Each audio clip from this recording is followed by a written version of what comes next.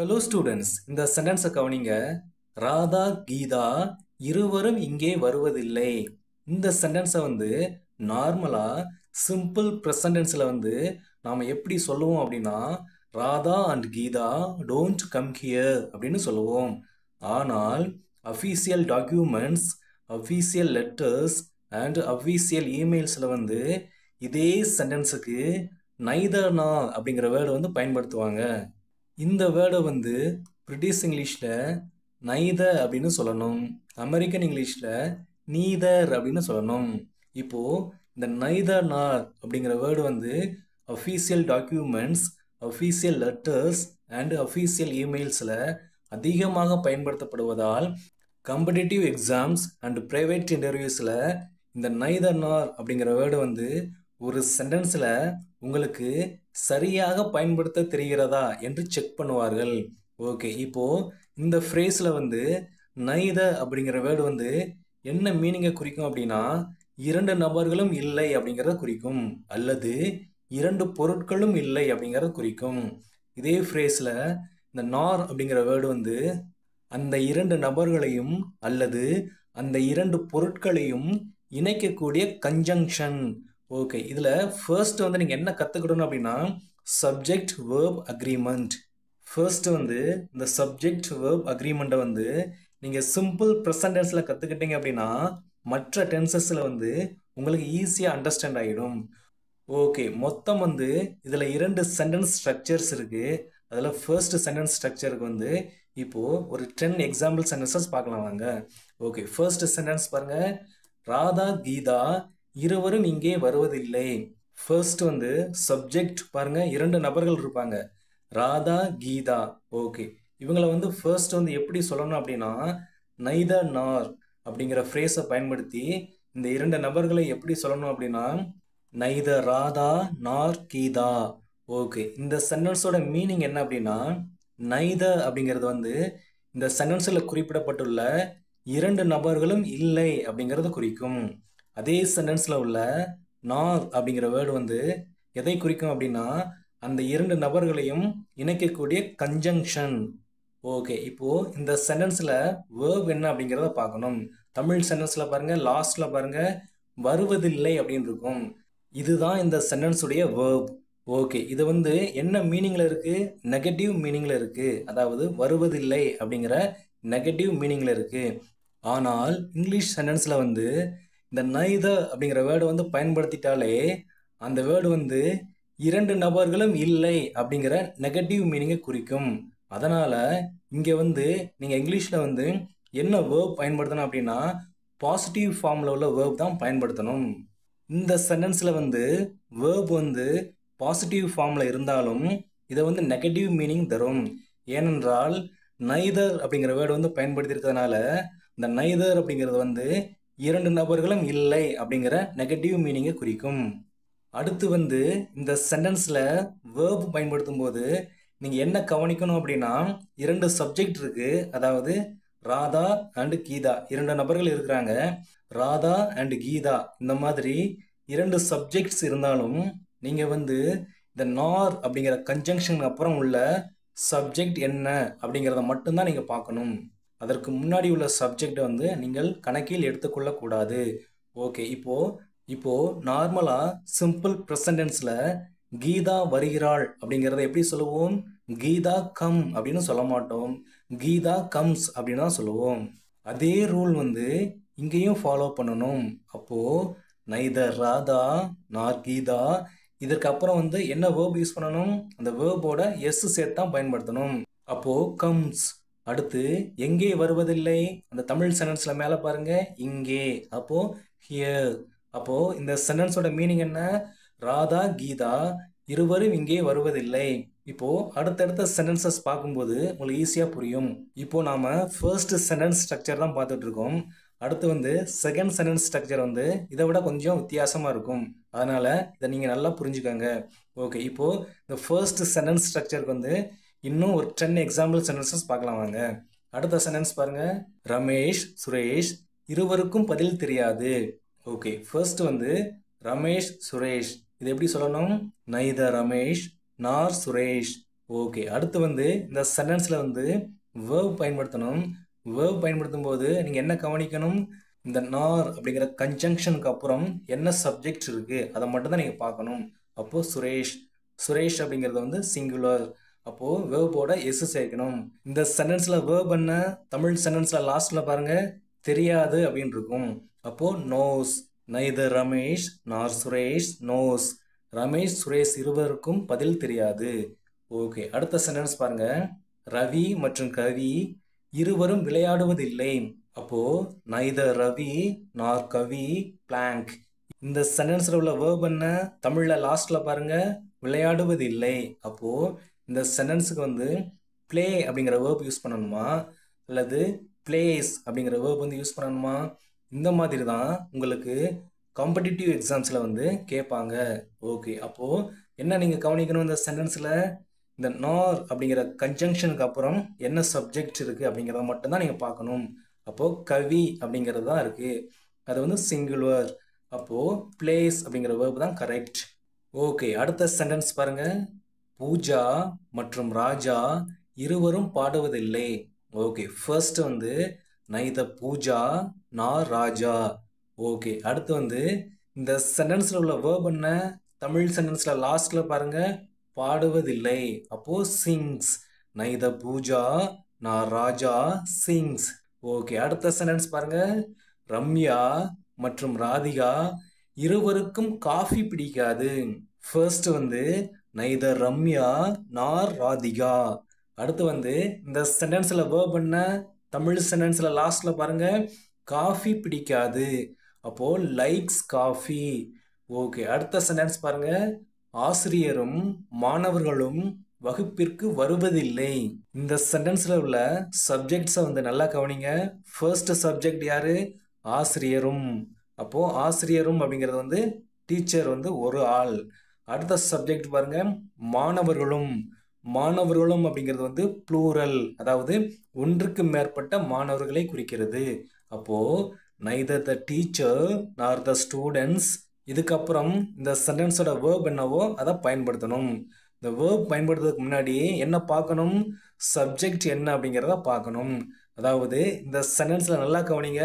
இந்த நைதர் இந்த வேர்டுக்கு பக்கத்துல என்ன சப்ஜெக்ட் இருக்கு? The teacher.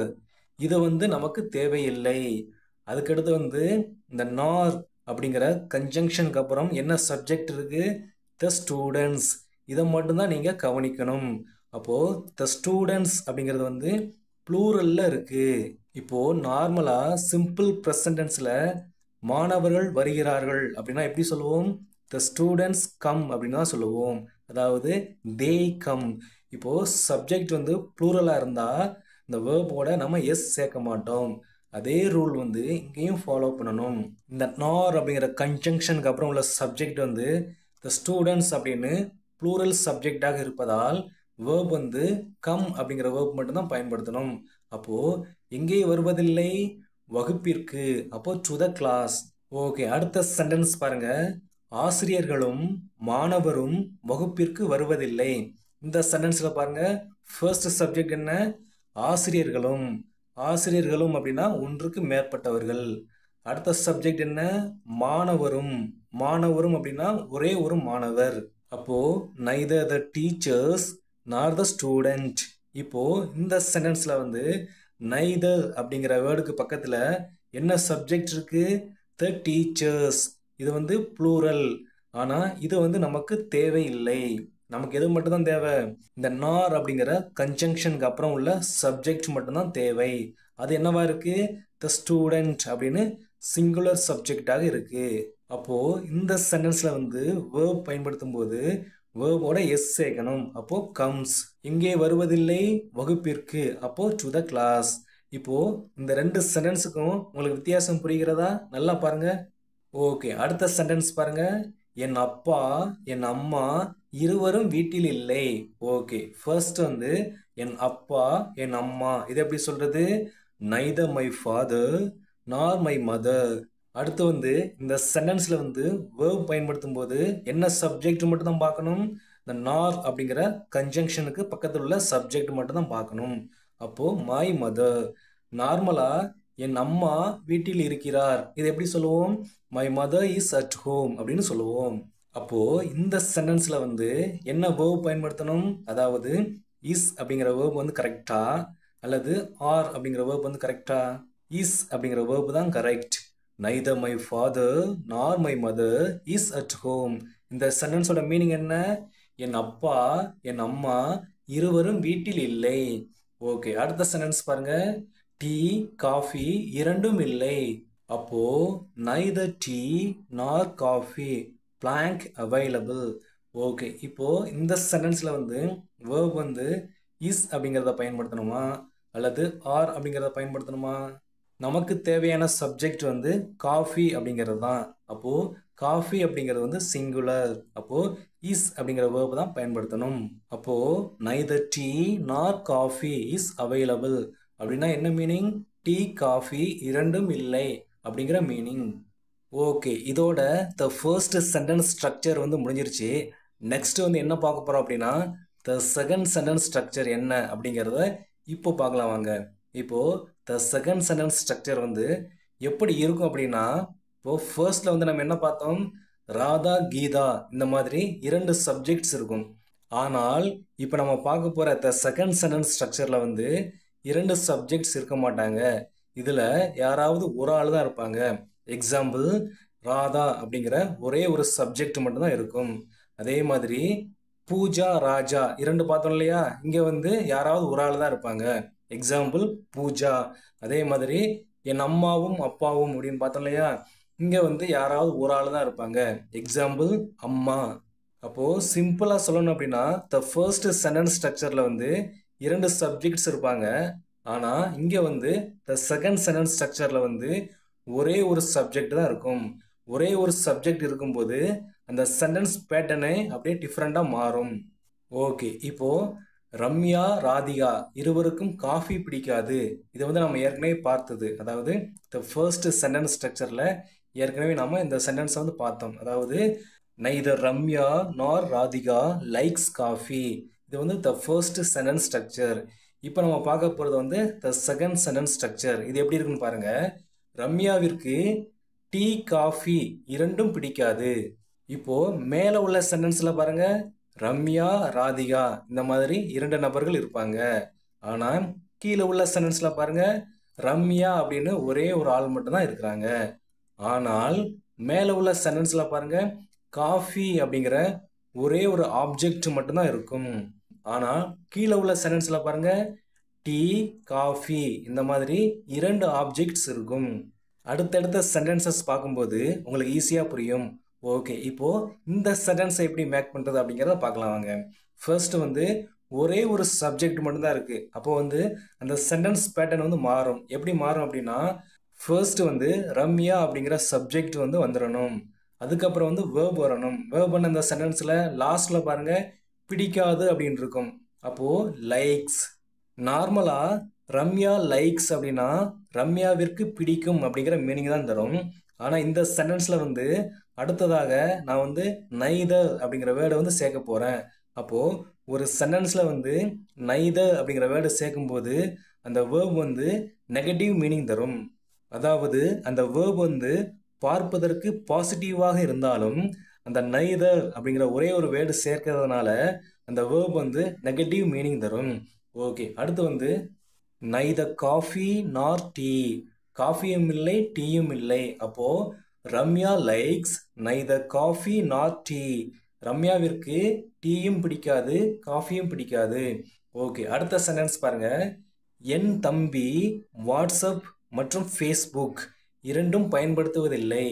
ஓகே, ஃபர்ஸ்ட் வந்து சப்ஜெக்ட் என்ன? என் தம்பி. அப்போ மை பிரதர். இதுக்கப்புறம் என்ன வரணும்? வேர்ப் வரணும். அப்போ இந்த சென்டென்ஸ்ல வேர்ப் என்ன? தமிழ் சென்டென்ஸ்ல லாஸ்ட்ல பாருங்க, பயன்படுத்துவதில்லை. அப்போ யூசஸ். ஓகே, இந்த சென்டென்ஸ்ல ஆப்ஜெக்ட்ஸ் என்ன? மேல பாருங்க, வாட்ஸ்அப் மற்றும் ஃபேஸ்புக். ஓகே, அப்போ நைதர் வாட்ஸ்அப் நார் Facebook. My brother uses neither WhatsApp நார் ஃபேஸ்புக். என் தம்பி வாட்ஸ்அப் மற்றும் ஃபேஸ்புக் இரண்டும் பயன்படுத்துவதில்லை. ஓகே, அடுத்த சென்டென்ஸ் பாருங்க. அவன் மீன் மற்றும் சிக்கன் இரண்டையும் சாப்பிடுவதில்லை. ஃபர்ஸ்ட் வந்து சப்ஜெக்ட் என்ன, அவன். அடுத்து வந்து இந்த சென்டென்ஸோட வேர்ப் என்ன, லாஸ்ட்ல பாருங்க, சாப்பிடுவதில்லை. அப்போ அவன் சாப்பிடுவதில்லை. இப்போ நைதர் அப்படிங்கிற வேர்டை வந்து பயன்படுத்த போறேன். அப்போ இதை எப்படி சொல்லணும், he eats அப்படின்னு தான் சொல்லணும். ஓகே, அடுத்து இந்த சென்டென்ஸோட ஆப்ஜெக்ட்ஸ் என்ன, மீன் மற்றும் சிக்கன். அப்போ neither fish nor chicken. He eats neither fish nor chicken. அவன் மீன் மற்றும் சிக்கன் இரண்டையும் சாப்பிடுவதில்லை.